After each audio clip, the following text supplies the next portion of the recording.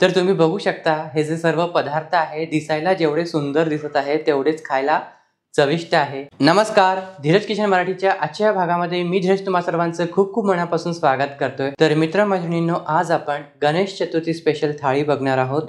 या थाळीमध्ये मी मसाले भात, फोडणीचं ताक, पुरी, त्यानंतर सुकी बटाट्याची भाजी, भजी आहेत, पापड आहे आणि तळणीचे मोदक या सर्व पदार्थांच्या रेसिपी शेअर केलेल्या आहेत। तसेच हे जे पदार्थ आहे कमी वेळेत जास्त रुचकर व चविष्ट कसे बनवायचे हे सुद्धा सांगितलेलं आहे। तर आजचा हा व्हिडिओ नक्की शेवटपर्यंत बघाल, पण त्या अगोदर चला रेसिपीला सुरुवात करूया। सर्वात अगोदर पुरी व मोदकाच्या आवरणासाठी आपण पीठ मळून घेणार आहोत। त्यासाठी इथे मी 2 कप गव्हाचं पीठ घेतलेलं आहे। त्यामध्ये 2 चमचे बारीक रवा घातलेला आहे, चवीनुसार मीठ, 1 चमचा पिठी साखर, किंचित हिंग घातलेला आहे आणि 2 चमचे तेल घातलेलं आहे। हे एकदा मिक्स करून घ्यायचं आणि थोडं थोडं पाणी घालून याचा घट्टसर गोळा तयार करून घ्यायचा। यामध्ये मी थोडासा हिंग घातलेला आहे, त्यामुळे पुरीला चव छान येते। हेच पीठ मी मोदकाच्या आवरणासाठी सुद्धा वापरणार आहे, त्यामुळे अगदी थोडासा घातलेला आहे। तर इथे मी घट्टसर गोळा तयार करून घेतलेला आहे। शेवटून यावर थोडंसं तेल घालून हा गोळा एकदा छानपैकी मळून घ्यायचा आणि यावर झाकण ठेवून साधारण अर्धा तास याला रेस्ट करण्याकरिता ठेवायचं आहे। आजचे हे जे सर्व पदार्थ आहे 2 ते 3 माणसांच्या हिशोबाने मी सांगितलेले आहे। त्यानंतर मसाले भाताची तयारी करून घेणार आहोत। त्यासाठी इथे मी एका बाउलमध्ये अर्धा कप तांदूळ घेतलेले आहे। कुठलाही तांदूळ ज्यापासून मोकळा भात तयार होतो तो घ्यायचा आहे। तांदूळ अगोदर 2 ते 3 वेळा स्वच्छ पाण्याने धुवून घ्यायचा। त्यानंतर एका पॅन मध्ये 3 मोठे चमचे तेल गरम करून घ्यायचं। तेल गरम झालं की त्यामध्ये अर्धा चमचा मोहरी, अर्धा चमचा जिरे, थोडेसे मेथी दाणे आहे, त्यानंतर काही खडे मसाले आहे। त्यामध्ये 2 वेलची, 1 तेजपत्ता, 1 स्टार फूल आहे, दालचिनीचा तुकडा, काळी मिरी व लवंग आहे, 3 ते 4 हिरव्या मिरच्या उभ्या चिरून घातलेल्या आहे, कढीपत्त्याचे पानं, आलं लसूण पेस्ट 1 चमचा। ही फोडणी छान अशी खमंग बसली गेली पाहिजे, म्हणजे चव छान येते। गॅसचा फ्लेम मी मीडियम टू हाय ठेवलेला आहे। पाव चमचा हिंग, त्यानंतर हिरवे वाटाणे रात्रभर भिजवून घेतलेले आहे ते घातलेले आहे, बारीक चिरलेली हिरवी कोथिंबीर, 2 चमचे खोबऱ्याचा कीस, 7-8 काजू घातलेले आहे। एकदा परतल्यानंतर त्यामध्ये अर्धा चमचा हळद, 1 चमचा धनेपूड, 1 चमचा भाजलेल्या जिऱ्याची पूड, 1 ते 1.5 चमचा गोडा मसाला। हे मसाले लो फ्लेमवर एकदा परतून घ्यायचे। आता यामध्ये मी काही भाज्या घालणार आहे। त्यामध्ये फुलगोबी आहे, बटाटा आहे आणि थोडेसे गाजर आहे, अंदाजानुसार तुम्हाला घालायचे आहेत। तुम्ही यामध्ये वांगी सुद्धा घालू शकता। या भाज्या थोडा वेळ परतल्यानंतर जे धुवून घेतलेले तांदूळ आहे ते यामध्ये तुम्हाला घालायचे आहे आणि एकदा परतून घ्यायचे आहे। त्यानंतर इथे मी अर्धा वाटी फेटलेलं दही घालतोय। यामध्ये आपण कांदा किंवा टोमॅटोचा वापर नाही करणार आहे। दही घातल्यावर थोडा वेळ हे परतून घ्यायचं आणि यामध्ये तांदळाच्या दुप्पट गरम पाणी घालून आपल्याला हा भात शिजवून घ्यायचा आहे। गॅसचा फ्लेम मी सध्या मीडियम टू हाय ठेवलेला आहे। आता यामध्ये चवीनुसार मीठ घालायचं आहे।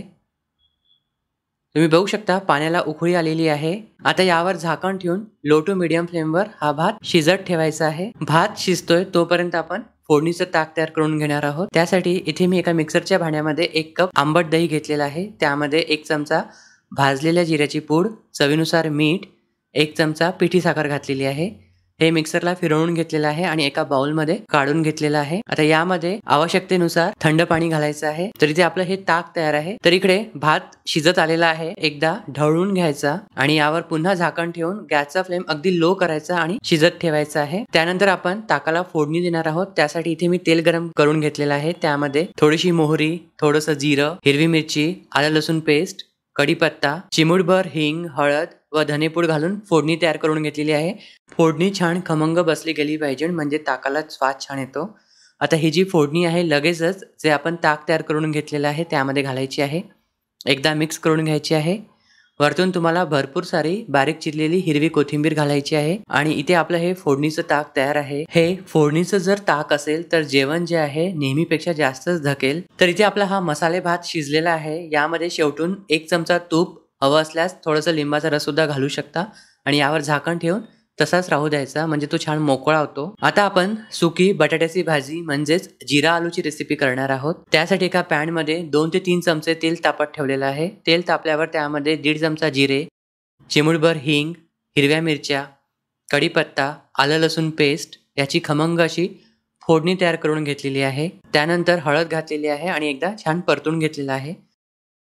त्यानंतर इथे मी 3 उकडलेले बटाटे घेतलेले आहे। बटाटे जे आहे कुकरला 3 शिट्ट्या काढून घेतलेले आहे आणि पूर्णपणे गार झाल्यावर त्याचे काप करून घेतलेले आहे, ते यामध्ये घातलेले आहे। बटाटे जे आहे आपल्याला लो टू मीडियम फ्लेमवर थोडा वेळ या फोडणीमध्ये परतून घ्यायचे आहेत। बटाटे छान परतले गेले की त्यामध्ये अर्धा चमचा धनेपूड, अर्धा चमचा भाजलेल्या जिऱ्याची पूड, थोडासा गरम मसाला, चवीनुसार मीठ, त्यानंतर काळी मिरी पूड घातलेली आहे, आमचूर पावडर आहे आणि थोडासा चिली फ्लेक्स घातलेले आहे।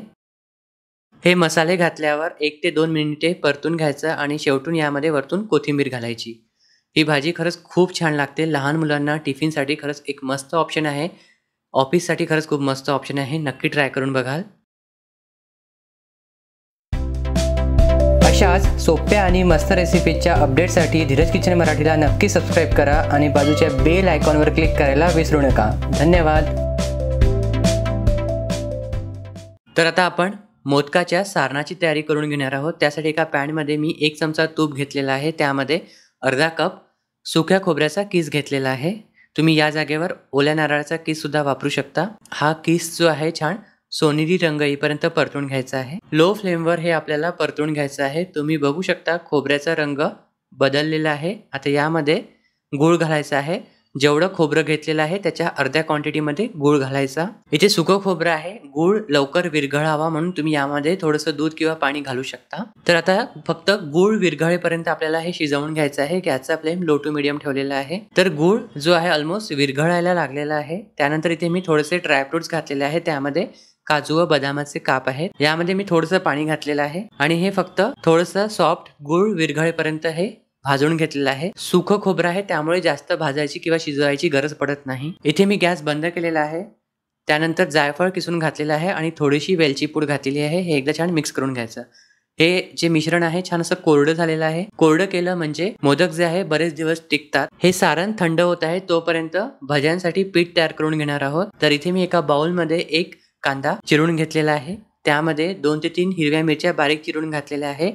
त्यानंतर कढीपत्त्याचे पान आहे, ते सुद्धा अगदी बारीक खोडून घातलेले आहे। त्यानंतर बारीक चिरलेली हिरवी कोथिंबीर आहे, अर्धा चमचा धनेपूड, अर्धा चमचा हळद, ओवा घातलेला आहे, थोडासा हिंग घातलेला आहे, अर्धा चमचा भाजलेल्या जिऱ्याची पूड आहे, चवीनुसार मीठ आहे आणि आलं लसूण पेस्ट आहे।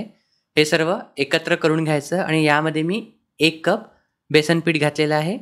आता थोडं थोडं पाणी घालून आपल्याला भज्याचं पीठ तयार करून घ्यायचं आहे। तर इथे मी हे भज्याचं पीठ तयार करून घेतलेलं आहे। जास्त सैल सुद्धा नको आणि घट्ट पण नको। भजी तळण्या अगोदर यामध्ये मी 2 चमचे गरम तेलाचं मोहन घातलेलं आहे। एकदा छान मिक्स करून घेतलेलं आहे आणि गरम तेलामध्ये हे भजी आपल्याला मीडियम फ्लेमवर तळून काढायचे आहे।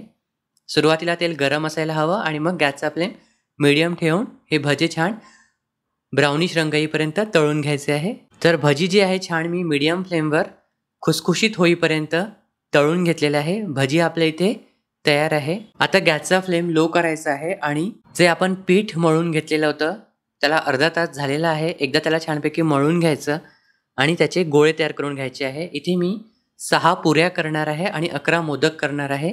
त्यानुसार हे पीठ जे आहे मी डिवाइड करून घेतलेलं आहे, त्याचे गोळे तयार करून घेतलेले आहे। मोदकासाठी छोट्या आकाराचे गोळे तयार केलेले आहे आणि पुरीसाठी मध्यम आकाराचे गोळे तयार करून घेतलेले आहे।